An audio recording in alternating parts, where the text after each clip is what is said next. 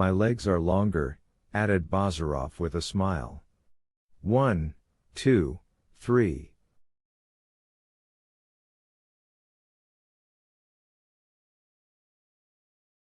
Yevgeny Vasilich, stammered Pyotr with difficulty. He was trembling as if he had fever. Say what you like, but I am going farther off.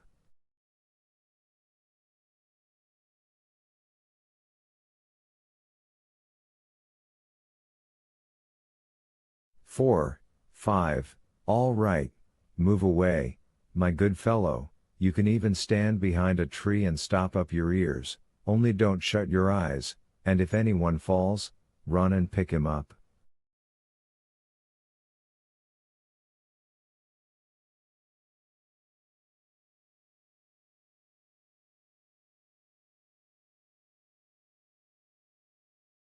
Six, 7, 8, Bazarov stopped.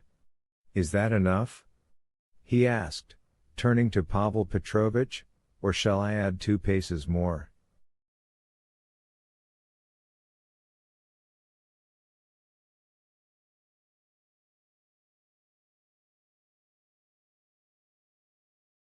As you like, replied the latter, pressing the second bullet into the barrel.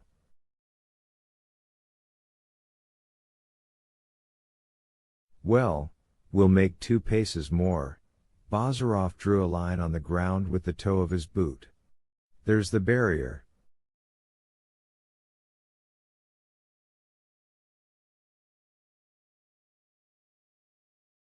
By the way, how many paces may each of us go back from the barrier?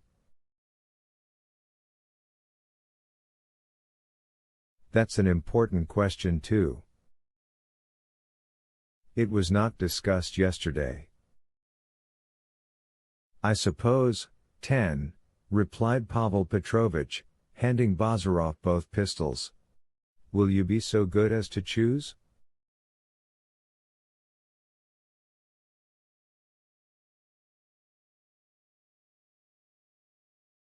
I will be so good.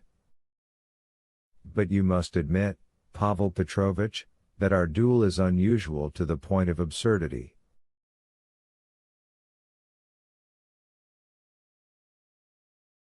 Only look at the face of our second. You are disposed to laugh at everything, answered Pavel Petrovich. I don't deny the strangeness of our duel, but I think it is my duty to warn you that I intend to fight seriously.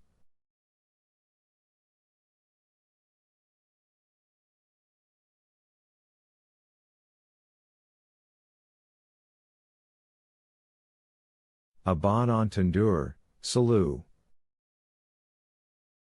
Oh.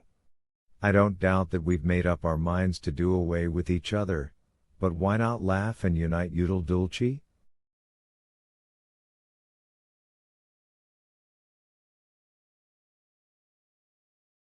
So you can talk to me in French and I'll reply in Latin. I intend to fight seriously, repeated Pavel Petrovich, and he walked off to his place.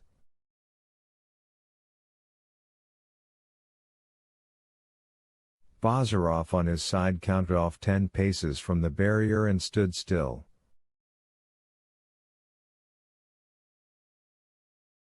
Are you ready? Asked Pavel Petrovich. Perfectly. We can approach each other. Bazarov moved slowly forward and Pavel Petrovich walked towards him, his left hand thrust in his pocket, gradually raising the muzzle of his pistol.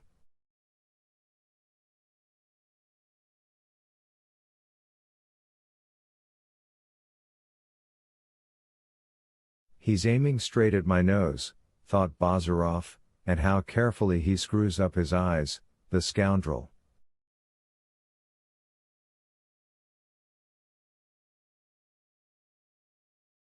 Not an agreeable sensation. I'd better look at his watch chain. Something whizzed by sharply close to Bazarov's ear, and a shot rang out at that moment.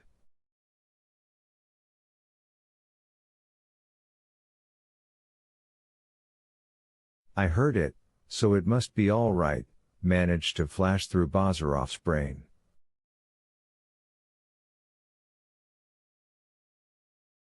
He took one more step, and without taking aim, pressed the trigger. Pavel Petrovich swayed slightly and clutched at his thigh. A thin stream of blood began to trickle down his white trousers. Bazarov threw his pistol aside and went up to his antagonist.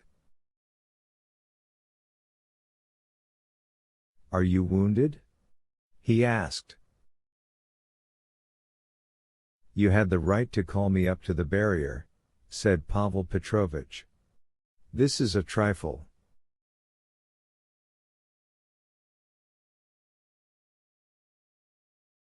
"According to our agreement, each of us has the right to one more shot."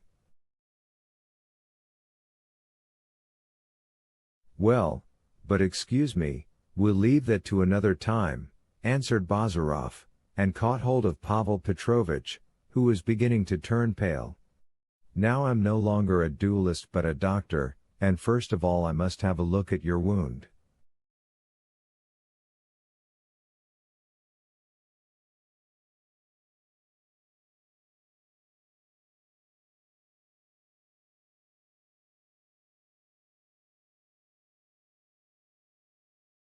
"Pyotr!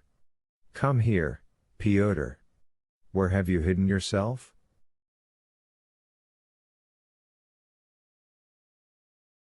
"What nonsense, I need help from nobody," said Pavel Petrovich jerkily, and, "we must," again, he tried to pull at his mustache, but his hand failed him, his eyes grew dim, and he fainted.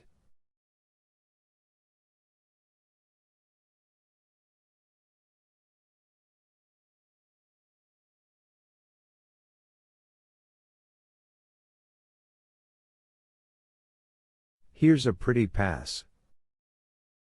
"A fainting fit." "What next?"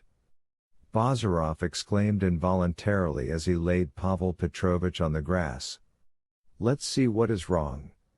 He pulled out a handkerchief, wiped away the blood, and began to feel around the wound, the bones not touched. He muttered through his teeth, "The bullet didn't go deep, only one muscle vastus externus grazed."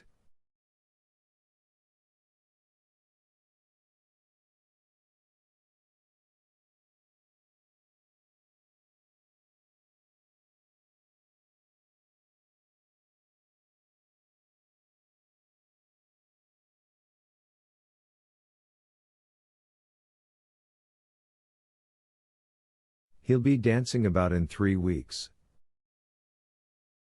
"Fainting. Oh, these nervous people. Fancy, what a delicate skin." "Is he killed?" whispered the trembling voice of Pyotr behind his back.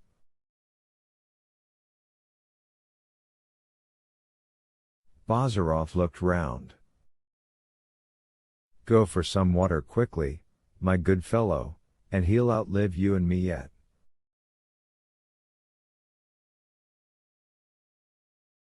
But the perfect servant failed apparently to understand his words and did not move from the spot.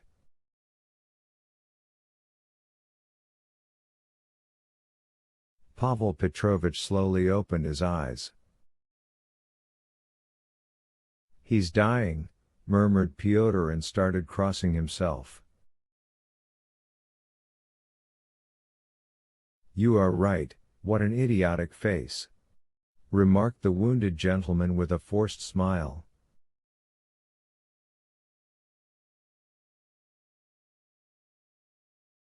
"Go and fetch the water, damn you!" shouted Bazarov.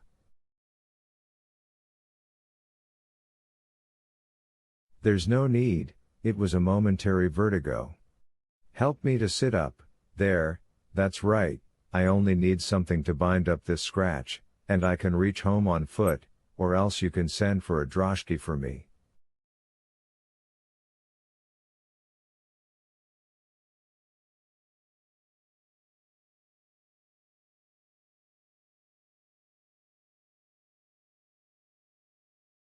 The duel, if you agree, need not be renewed. You have behaved honorably, today, take note. There's no need to recall the past, answered Bazarov, and as regards the future, it's not worth breaking your head about that either, for I intend to move off from here immediately.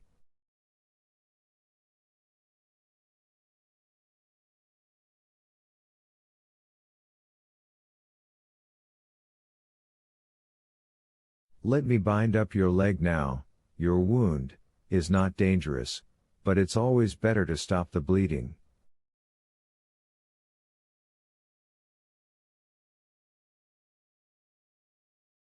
But first I must bring this corpse to his senses. Bazarov shook Pyotr by the collar and sent him off to fetch a droshky. Mind you don't frighten my brother, Pavel Petrovich said to him, don't inform him on any account.